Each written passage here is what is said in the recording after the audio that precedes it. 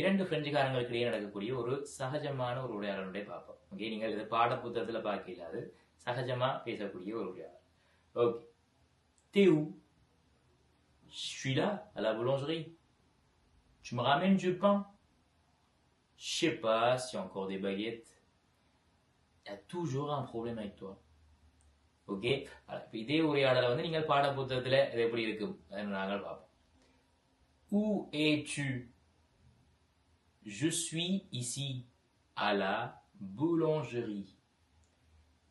Tu peux me ramener du pain? Je ne sais pas s'il reste encore des baguettes.